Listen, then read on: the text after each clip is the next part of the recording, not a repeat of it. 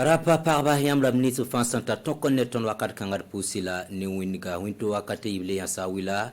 RTB television zugo kibaya ton santa duna nanta siamba lawoto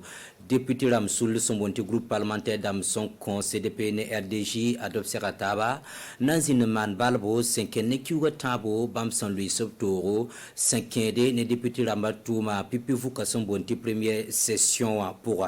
et noti basa men Williamba ti centre Valère Sommet arha hanna yela dik bangar buto to les 5 politique wemne antas kombibisa centre kanga paka wakata son lore Renam Sambi Sidken Kibaya Werso pour un député Ramsoul Sombonte groupe parlementaire CDP opta la seka yi zamandara sigrikyuga pipi rari yi partiwa siège wa Renam Seka bzina neta bangese bamme santon lui sobtoro 5e ne député Ramba Touma pipi vuka Sombonti première session sinsin kyuga taba son loura et tout le temps sinsin bene hier pour mando lompone Jean-Eudes Bayala au pam sera CDP député la Massouk Nedaye top nan code 20 et kelra Moussa Nikema CDP groupe parlementaire mana conférence de presse runa nan to tourni de ton sombe assemblée wan tourné la ba nom ton ni se bureau la ma posé et yam yam de ton groupe parlementaire ya nebe pile nous yam yam de CDP mais atala député pisi la ton wa runa nation journaliste ma ton tout minga ton de assemblée wan tourno ya setel be wen vote baramba la ton me hembe be no ya ton ya opposition ton ya nam ki hebra gom san wa be ya han ko malak ni buida ton me wuli gidare e su bananga la tor han sekadam to man to na yele te tuma to yi so sa ne kalam biza wen wa yam yamati ton parti wa condamne da me la ton kota me te ministre lebran zimbi to sose netaba to boye la vuro te ton taradam te kamba pabra aka solution ninga ton sandata lawote yam te kamba yibiki ton CDP ton pour kilbe zakramba ne burkina ramba ne toro ha ne numanisi politique am tiram tin mo hayela me te luyo kayada min bulluye luyo kayada min bullu ya buyinga fo san datem be gwa la haberi to ya toro la ton ta hadam tin minira katuma tuma kaye tumbe ta somme bloqué ya ton parti politique rama e somme ngehe ambange fo be ne tondo ne fo ka be ne tondo fa ka be ne tondo tondi no kenni mi ga tondo somme ndeke Erkelen kyang tarun William ti député Ramsoul Somode bayarat nama la salina ki yapton tenga portobon ko ga ti RDJ optala sekne ki bakit ba hirunda yibe ko ordokane nandi gouvernement tas ba sekende ne ba meson le septoro kiuga taba antume député Ramaseka pipu vocation bonde ti première session député Rampisi la yemre be groupe parlementaire kanga pora parti politique Ramasson sembe pour mbene ya bambo boy et tout le temps ça c'est comme na ribe on zine psaka pora et nampenaka groupe parlementaire et digital soba top convenam et kelra Alidou sans faux et yele metia boum hantalo aloram te pista la ton vota et le wilgame ti la lo coins poussin ya hanna yele ti nimbuida joulees ton yidge kien wala kom wenge kien wala bugum wenge kien wa soy wenge ya meti san kien wala sécurité enfin ane lafio ya yel sokanga wa député ramahan ton man la loram ti de welse il me ton ki wota ba point tenga tal jouleese hen kien wala obnyo pokolo wenge hen kien wala lafi wenge yam meti ya ki wota ba point la karbisa gone ra hen yikna man toying budu karbisa yiketa pasaka ton groupe yela meti ya yel ham pazemse bali yame ti ter wo so samam yam meti ne bon ki point donc ton kosame yel go nera kamoro man nyesko amoro man yektaba hen kien ne karambisi wenge kien ne babram wenge ou bien ned bu tor fa gil han ton sa toa yel kanga ti yumda ton sa ne lafi yumda ha sa tonda tamiti tekre hanna mane be ton kenin yeso bale asampa tunin yeso awat yel ning to yes soma la neba hampa wo mo vonre obrika la lebende sibula radio na venga dimasha dare yiboro nyimda solmoa mikameti camion citerne dam sandar bebene kokabugum renda sobla ninga son ko so camion ramba zin kabnaoli nanti kaset ne sanga santa zinla ninga kitameti minisla ninga sengeta wala teba zibiele transporta bamme zin kabnaoli zin bene camion ram son kokbugumatin anta bamba pigla yibu saya gel arzek wenge camion ram sob somane wilgam ti aligre santen tasi fo milliard yibu la 5 sang pour alen tengan bandama paka vesgo nambang yela sensing toto la senti kansingila zinla ninga etumata sensin bene yeda olo ne isa kafando inanti seka kamera mata orsoba senkilia futer bewa torsoba isufu maiga lingre ne tondo sibura yongom 20 dimanche yibego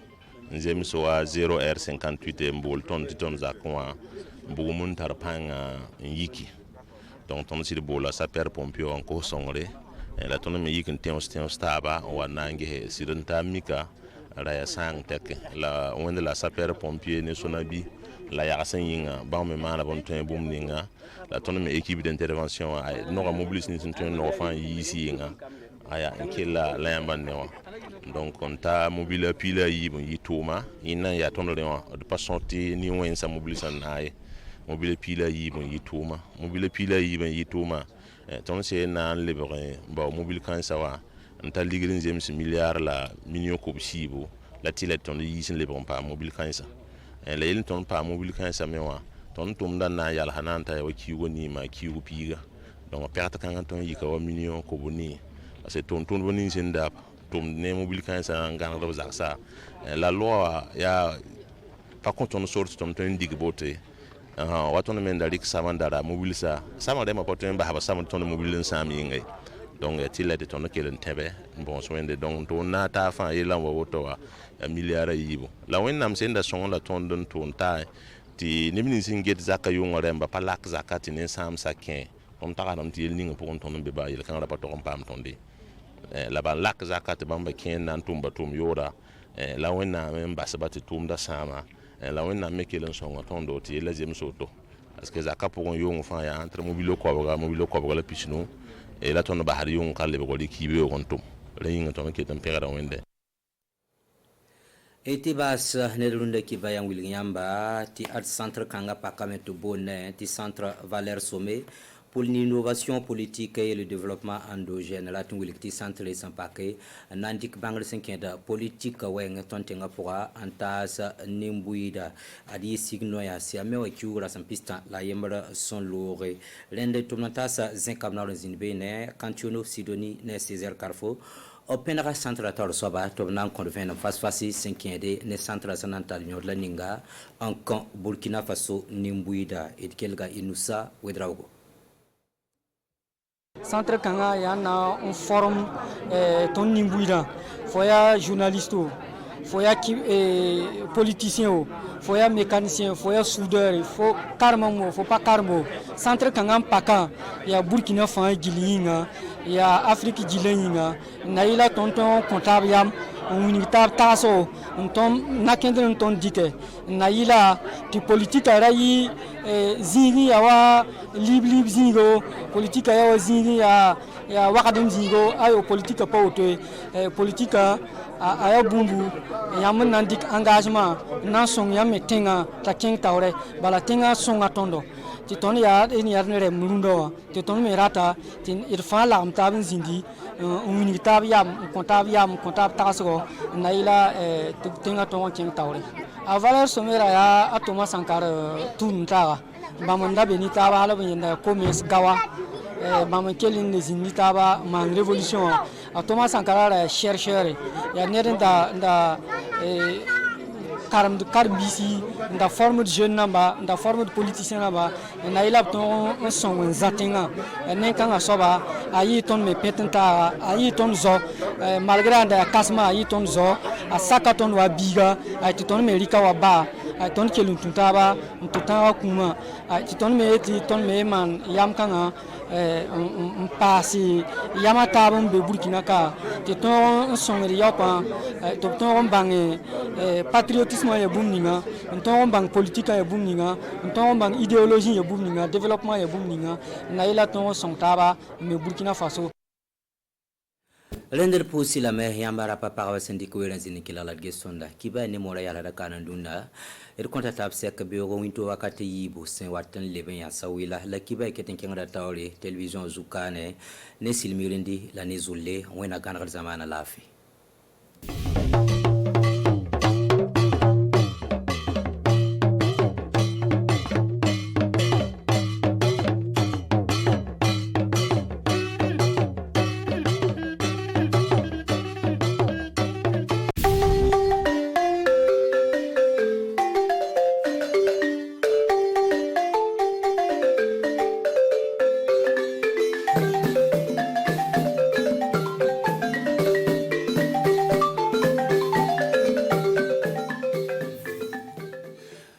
la sigisoba olu ye ɲɔgɔn ye nanna kɛ ka ɲasin ka taa san kɔnɔ ka se ka file fɛɛrɛ juma lo bɛna se ka taa san tɛmɛnen baraso juma lo kɛra ani ɲɛtaga juma lo bɛna di la sigiso ka baraso ma ka se ka faamuyara karo do minisiri siginu ka taa surunyani ko kunna ani bɛn kunna an ka jamana ko Nazifinɛ Jabire kalo tɛmɛnen ale tɛmɛ tamana Côte d'Ivoire a ye min sɔrɔ a bɛna kunnafoli sɔrɔ ka to kan balima Burkina Faso télévision karabagaw ani tile aw tɛ yɔrɔ si bi min bɛnnen bɛ an ka sumandan kalo tile fila ma san 2021 kɔnɔna na an ka tile fɛ fori b'a aw tile bɛ lajɛlen ye amu sigini yɔrɔ suruna ani yɔrɔ jana an bɛ taa daminɛ kuma y'a fɔ cogo min na an ka lasigisoba kɔnɔna na ɲɔgɔn ye ba kɛra o ka ɲɔgɔn ye naanina o sigila o kan dɔwɛrɛ tun tɛ ka se ka file ko tɛmɛnen barasun kɛra cogo min na san tɛmɛnenw la ani barasun bɛ daminɛ mun bɛ sen kan fɛɛrɛ jumɛn de sera ka ta ka se ka yiriwali dɔ la ka se ka faamuyali kɛra dɔ an ka ciden mun tuma o sera ka se kan an lamɛn 6h Carrefour ani Caroline Ware olu tɛ an ka ciden o kɛnɛ kan nka nero kɛra sababu ye ka se k'o labɛn an k'o lajɛ. Lasigisoba ɲɛmɔgɔba Alassane Bala Sakande an'a ka lasigidenw o ye ɲɔgɔn ye ba kɛ ka taa bila jamana ka tagamacogo ka bɔ u ka lasigisoba kɔnɔna na o ye hakilifali kɛ ka ɲɛsin ka taa baaraso mun tɛmɛna ani o ye baaraso mun bila ka se ka fɛɛrɛ mun ta ka se ka ɲɛtaga di jamana ka tagamabolo baaraso ma o sen fɛ o ye baarasen bila sen kan min bɛna kɛ sababu ka se k'an ka lasigiso bila sira don ka ɲɛsin ka taa baaraso mun daminɛna kabini san 2018 kɔnɔna na o bɛna kɛ sababu ka se ka fanga di an ka lasigiso ka baarase siraw ma ni o ka se ka taa bɛn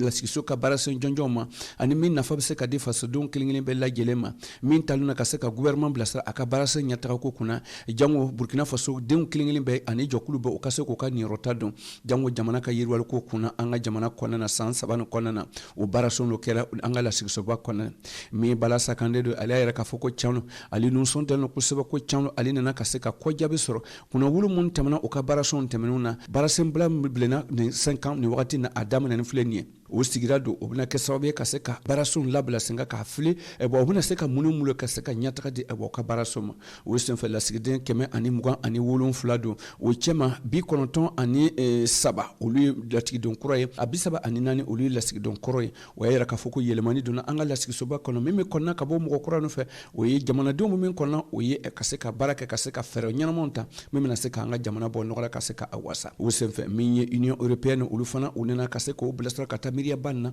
miliyari 4 ani miliyɔn 230 olu bɔra o jufa la ka se ka fili ko ale nusɔn tɛ kosɛbɛ ale bɛ fɛ k'a ye ka se ka fanga don ka taa teriya mun sigi no an ka jamana no olu ɲɔgɔn cɛ ani lasigisoba olu ɲɔgɔn cɛ min an ka lasigisoba ɲɛmɔgɔba ye lasigidenw tɔgɔ la a ko ale nusɔn tɛ kosɛbɛ teriya mun donna o ni ɲɔgɔn cɛ a bɛna kɛ sababu ye ka se ka to o ye baaraso mun di ani dɛmɛ mun di o ka se ka kɔrɔsili don a la kosɛbɛ a tagamacogo fanfɛla la ko yɛlɛmani kura bɛna don ka ɲɛsin ka taa lasigisoba ka baarasen ɲɛtaga ko kunna o baarasen ninnu o bɛna kɛ sababu ye ka se ka kunna cɛ ɲinan san na octobre kalo tile nata kɔnɔna na nka o tɛn'o bari ka weleli kan bɔ tuguni ni Union Européenne bɛna se k'o bilasira ka taa u ka baarasen ɲɛtaga ko fanfɛ. comme y'a fɔ cogo min na an ka kumaba kɔnɔna na min ye an ka jamanatigi kɔrɔ min ye Blaise Compaoré ye ale sigini filɛ kabini a ka fanga bɔsi a bɛ Côte d'Ivoire kɔnɔna na Jefferin Diabré ministre min sigini ka taa bɛn ani suruɲɛni ko kunna an ka jamana kɔnɔ tun bɛ tama kɔnɔna na kalo tɛmɛni a taara se ka filɛ bɛnw ka se ka sigi o bɛ cogo min na ka se ka filɛ o ka segin ka na jamana kɔnɔna na cogo min na o welelekan bɔra ka di mun bɛ jamana kɔ kan o senfɛ ka se ka faamuyali kɛra dɔn an ka ciden mun tɛmɛra Vincent Tendré ko o ɲɔgɔn ye ba sigira an fɛ ka se ka kunnafoni di mɔgɔ ma a ka taama kan an ka se k'o lajɛ. Jefferin Diabré ale tun bɛ taama kɔnɔna na Abidjan ale taama kɛ ka taa bɔ yɔrɔ la dɔwɛrɛ tɛ ka taa se ka taa hakilifalen kɛ fasodenw mun bɛ jamana kɔ kan o sigini filɛ o yɔrɔ la a ko Canu ale t'i taama kɛ o kɛra sababu ye ale ni jamanatigi kɔrɔ Blaise Compaoré olu ye ɲɔgɔn ye Canu o ye dalakan dɔrɔn o ye kunnafoni di ka taa fɛn caman kan Jefferin Diabré a ka kumakan na a ko Canu olu taara o ye ɲɔgɔn ye o ye hakilifalen kɛ ani jamanatigi kɔrɔ ka ɲɛsin ka to ka sabu an ka jamanatigi Roch-Marc Christian Kabore ale le laɲini ko mun bɛ jamana kɔ kan o ka jija o ka se kala don a ma fɔ ko Blaise Compaoré dɔrɔn dɛ mama o bɔra jamana kɔnɔna na k'a sababu kɛ politique sira n'o fɛn fɛn ani fanga bɔsi buguri min kɛnɛ don o ka jija ka don faso kɔnɔ sabu faso makoɲɛ b'o la yɛrɛ k'a fɔ ko fɛɛrɛ dɔndɔn bɛ yen ka se k'o ta ni mun y'a ye ko o ka sɛbɛn bɛna tɛmɛ kiiritigɛso la don o ka na u ka se k'o ka kow labɛn o bɛ tɛmɛ k'o ka kow kan ni kiiritigɛ ma bɛn o kan o bɛ tɛmɛ k'o ka baaraw kɛ komi o tun b'a kɛ cogo min na ni ɲɛŋuni caman bɛ yen o bɛ tilara tuguni ka taa bila adamadenw dɔw kan an fɛ faso kɔnɔna na ka taa u ka kiiritigɛ sɛbɛn mun bilalen don sama kɔnɔna na yɛrɛ k'a fɔ ko u ka jija ka don n'u b'a fɛ ka don u ka ji ka don n'u nana kiiritigɛlaw bolo u ka sɛbɛn filɛ ni baasi foyi tɛ o bɛ tɛmɛ u ka baarasenw fɛ Jefferin Diabré ko ale labilalen don kosɛbɛ a ye baarasenw labɛn sɛbɛn labɛn min bɛna kɛ sababu ye ka taa bɛn suruɲɛni ko kunna an ka jamana kɔnɔna na o sɛbɛn don o bɛna kɛ sababu ye baarasen caman de b'a kɔnɔna na min talen don ka taa bila suruɲɛni ko fanfɛ ani bɛɛ an ka jamana kɔnɔ o sanfɛ baarakɛda min sigi ko Conseil national de la réconciliation et de suivi de la réconciliation o baarasen ninnu o bɛna kɛ sababu ye ka se ka baara kɛ kosɛbɛ ka taa bɛn ani adamadenya sabatiliko la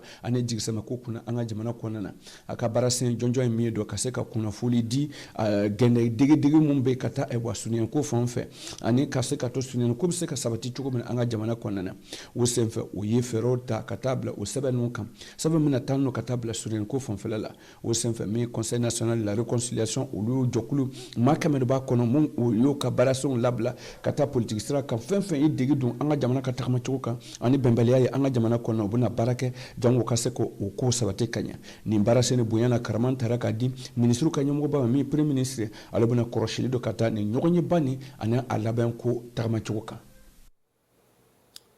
An bɛ taa bɔ min ye MPP ye kunnafoni di kibaruya wele ka se ka kunnafoni dɔw ma o ye ka yira k'a fɔ ko san kɔnɔna na min ye kalo tɛmɛlen min tun bɛnna an ka samiyɛ kalo tile 28 ma ka se ka kunnafoni di wa ka ɲɔgɔn ye kɔnɔna ka lasigiden 56 mun sigi lasigisoba kɔnɔna na o ka se ka filɛ ka nin yɔrɔ ta bɛ jumɛn ka taa jamana ka yiriwali ko kunna ka se ka faamuyali kɛ Bukari Ouédraogo ani Dawuda Ouattara olu ti an ka cidenw kɛnɛ kan an ka se k'o lajɛ. An ka lasigisoba kɔnɔna na don MPP ka lasigidenw olu ye 56 de ye wa lasigiden 127 caman olu y'o ka ɲɔgɔn ye fɔlɔ kɛ san 2021 kɔnɔna na o bɛnna an ka samiyɛ labɛn kalo tile 28 ma o cɛman don o y'a yira k'a fɔ o ka jateminɛ kɔnɔna na o ye sariya bolo 34 don o dalakan di ka di olu ma min 20 cɛman o 20 o talen bɛ ka taa bila baarasen caman kan 10 olu taara bila u ka dongo don ka baarasenw ta ɲɛtaga ko kunna o lasigidenw k'olu nɔnsɔn dala ka ɲɛsin ka taa lasigiso kɔnɔna don an ka ministre ka ɲɛmɔgɔba a tɛmɛnen olu fɛ ka se ka taa a ka baarasenw firifiri latigɛ olu y'a yira k'a fɔ k'a ka kumakan kɔnɔna na o don tɔgɔ la a ye kumana ka taa jamana ka lakanda ko kan ani coronavirus ka kɛlɛko ko fanfɛla la ani kalafili mun tɛmɛna an ka jamana kɔnɔna na min ye masa kalafili ani lasigi kalafili ye yɛrɛ k'a fɔ ko kunna wolo mun bɛra o bɛɛ kɔnɔna na o k'olu nusɔn wasala ka to o fanfɛla la o yɛrɛ k'a fɔ o ye min bila sen kan dɔ min MPP o yɛrɛ k'a fɔ ko olu kɛra sababu ye ka se ka min ye lasigiso kiiritigɛlaw ka se k'o lasigi ani ka taa min ye lasigiso kiiritigɛso babaw o ka ɲɛmɔgɔya dira lasigiso min ye MPP ka lasigidenw ma o sen fanfɛla la ni baarasen n'o bila ne se ko lasigisoba kɔnɔna na mun o ye bonya ni karama dɔ ma don o dɔrɔn tɛ o baara kɛ fana jamana kɔ kan ka ɲɛsin ka t'o fɛ min ye fasodenw kɛlɛ na o kɛra sababu ye fana ka se ka se kana ka ko fili ka ɲɛ o yɛrɛ k'a fɔ ko min ye tiɲɛni mun kɛra an ka jamana kɔnɔna na don ka bɔ kalandenw fɛ o ye sɔsɔrɔ min donna o ka karamɔgɔ u n'u ka minisiriw ni ɲɔgɔn cɛ a kɛra bɔnɔba ye jamanadenw fɛ o weleli kan bɔ ka di o kalandenw ma ni karamɔgɔ ka bɛn kelen kan ka se ka fɛɛrɛ sɔrɔ olu bɛna kɛ sababu ka se ka an ka kalan sutura ani ka se ka jamana sutura min y'an ka siniɲɛsigi a ko a bɛ foro lase ka di an ka bolotigiw ma mun kɛra sababu ye ka se ka to lakanda ani hɛrɛ ka se ka si kalan nin ko nin kɔnɔna na anga kibara laban amutabo kangala miye kanyasin kata uye chekeda mesigino kinedu konana uludin unuson de la uya do kun temele ka yara ka folu do trosu ane kalanson soro usabia soro ka bo e barakada mesigino kata anga jamana ka yirwal ko kuna ko six engagement ulukar lo de mabako ukara sobe ka sako de ma uyo kalanson ne do trosu nusoro ka se ka famere ko Drissa Traoré ani Ali Traoré RTB de bodla so ulutum tama kan ko kana ka se ka ko ka sire anga se ko laje Kwatura oye kankala ka cekeda do min sigire file ne kenedugu mara konnana olu no son delo sabo oye do soro ane bomba kele ane classe saba o jola o ka lycée konna ane école e konnana ni barake mena no do kata kalambolo fanfe ane kenabolo fanfe o do nyana gba sigira kanya 5 ministre fla nyafe o sabia ko sodo ni barason bolma faramon dora asigiro bi woro katabla bi wolon fla kando o sorola ka bo secrétariat permanent des engagements luma olu nana ka se ka do fora mi o yoro kalambolo kan ani kata fara kenya bolo kan bidonina o be se ka foko kalanso sabado jola oro fonfilala ani classe fula kanyansin kata directeur ka bureau o siglo ko o ye kanyansin kata lo natalo obuna se ka mino ka se ka kalanso no dafa ko ke classe woro ye bido kudura mogo olu ko nuno son del ka se ka kenya bo no sora mi mena ka sobe ka se ka kenya sabati oro fonfilala mi o ka media mi ka se ka flo bono ka se ka yelma ka ke centre médical ye bidon obse ka foko ni barase mon blara 5 o sabia sorla ka bo mi e wa sanu boyorom joklumbo oro fonfelala do ani conseil régional de Haut-Bassin o le kersobi ani ka sekata fara secrétariat permanent des engagements nationaux o le kersobi ka seka ni barase no ani yirwal ko no do ni marano konnana o senfendo o yayara ka foko ministre som tanno kata e wa kalanso miso kuna o lubina kesobe ka seka fle lo natalo ka seka classe sabano dafa o yo luka non le o ye ka seka o kalanso blastra oro fanfelala mi ka yansan kata o joko no fanfedo mi kalanso no yedo o bina kesobe demseni chama oro mara fanfelala o tuna to soko o tuna to bolon fe o bina ta kalanso kata lwania yin ka seka ke oro mara ka senior sige ani jamana yere kuturu ka senior sige bana Burkina Faso tourism kan bako amanga bika kuna fule kuna chante nala ye sini yarana ba soro ni sigero kele no kuna fule fo konnana nga wula fe ba soro ni kanya mo ane kele mi 29 kata conseil des ministres la aklingne be aniche akala jella ala kambe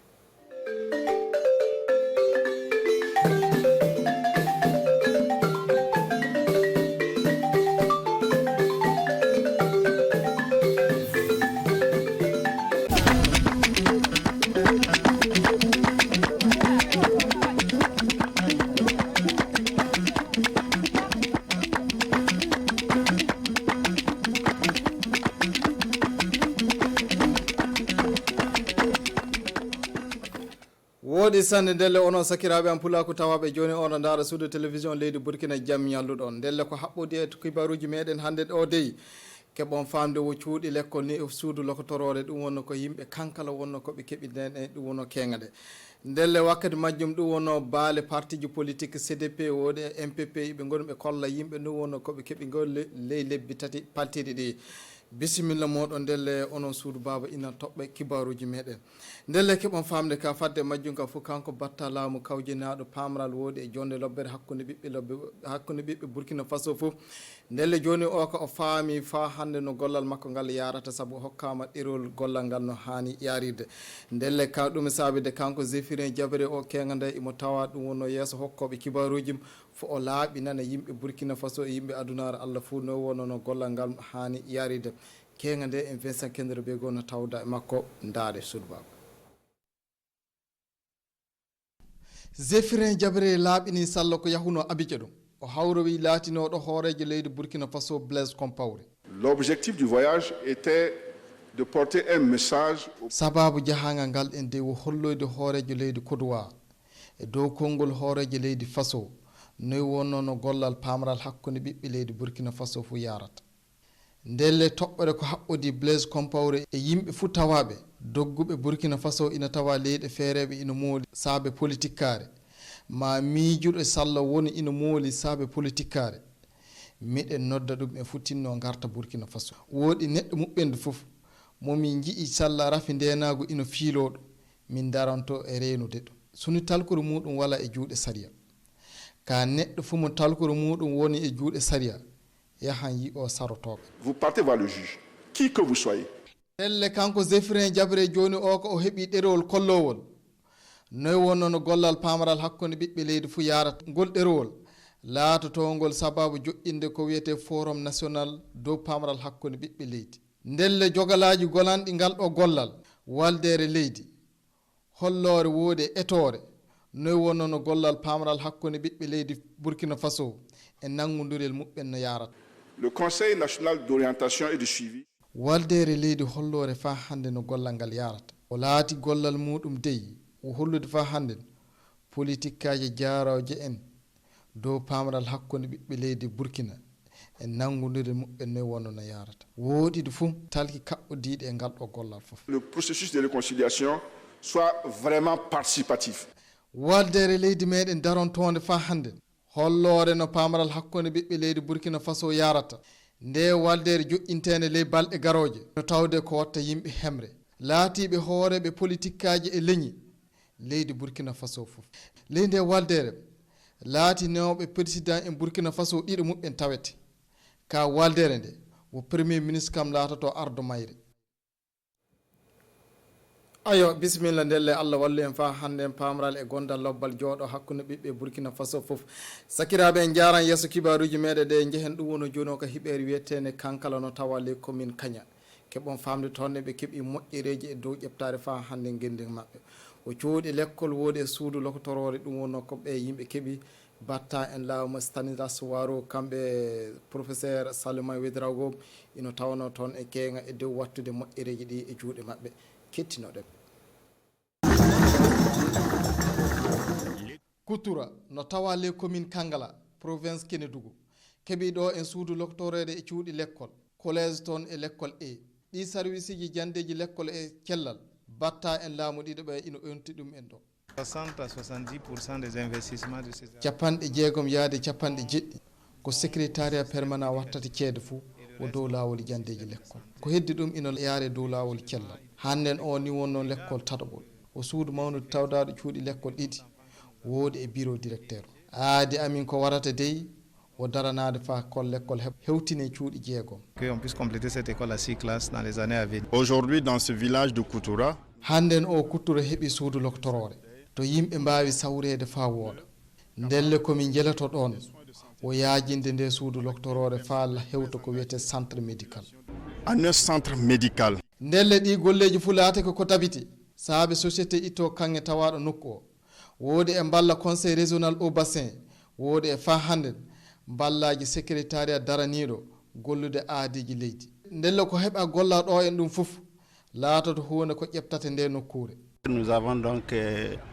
avec le ministère minen du min keeɓi e dow gollida battare laamu nde waddude balla amin fa cuuɗi l'école ɗi keeɓe ñiiɓe ndelle ɗum ino laati golle amin e wallude jandeji l'école de soutenir l'éducation ndelle ɗi service ji keɓaɗi ñiɓa laatoto sababu e wallude sukaɓe l'école nde ɗo nokkure e guure piiliɗe ɗumen keɓa yaade kamɓen do l'école ko feeti ɗum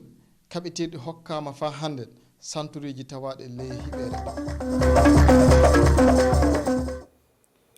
jaaren yeeso kibaruji meɗen ɗe sakiraɓe ka joni o ko en kalan haala politique kaari keɓon famde kamɓe waldere député en groupe ɗum wonno joni o ka parti politique biyeteɗo CDP kamɓe do kenga nde eɓe kawri hokkoɓe kibaruji fa ɓe keeɓa ɓe kolla noyi wonno koɓe keeɓi gollal mabɓe haddu lebbi tati paltiɗi ɗi yaari ndelle ɓe keeɓon famde ɓe gartide fa hande dow luwaji ɗum wonno koɓe voti toon en woodi fa hande nde ɓe kolli no ɓe jiiri no gouvernement yarata gollal muɗum leydi meɗen Burkina Faso ɗo ndelle keɓon famde kenga nde kanko lompo pumano kamɗo ino tawdano e mabɓe toon daren ɓe nde ɗo hawride arandere hakkude hokkoɓe kibaruji e député en CDP sababu muɗum dey wo timmode gollal arandewal député en ley hitande 2021 ndelle kamɓe hooreɓe CDP ɓe garti dow luwaji capanɗe tati votaɗi woodiɗo ɓe kolli koɓe golli an luwaji mbotama ko heewi waylitama ley assemblée nationale toon ɗum won noon ko ɓe galnoɓe kawtude yimɓe ɗo fa ɓe kolla ɗum en daguno e ɗum wonno koɓe keɓɓe golli ley toon ɗum wonno koɓe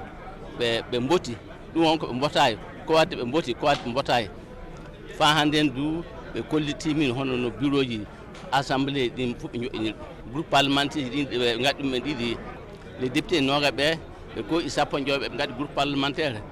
alti tabtawa wonno président muɓɓen woodi groupe goto o yimɓe joyɓe naatoye o kawto yimɓe woɓɓe kamɓe ngaɗi groupe parlementaire ndelle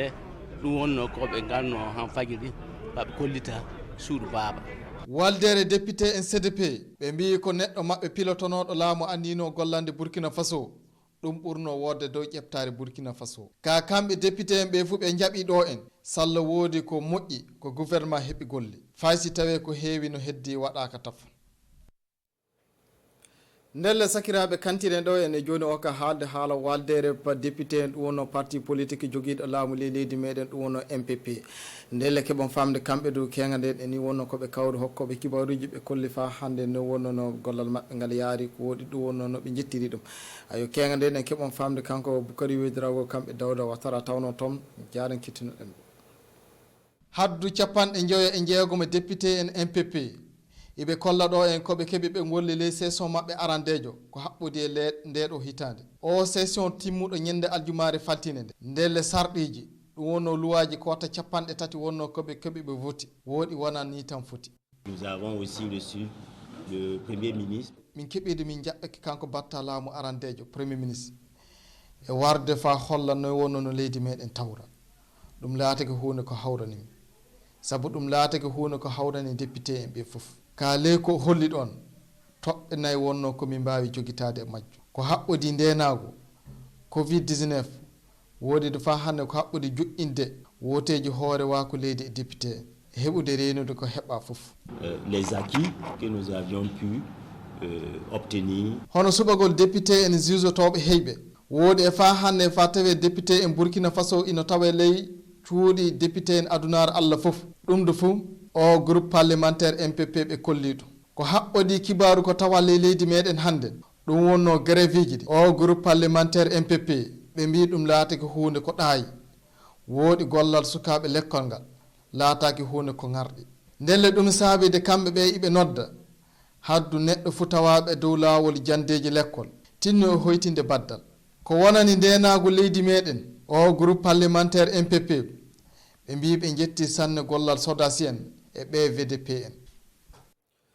ayo ndelle sakiraɓe ɗo wonno to kibaruji meɗen ɗi kaaɗi hande ɗon soni Allah jaɓi fu jaago nden en kanko Boubacar Boli o wartan e moɗon ka fadde majjum fo Allah reen en fa hande reena koreji meɗen reena leydi meɗen suudu baba ɗo noon to kibaruji meɗen ɗi kaaɗi fofo moɗon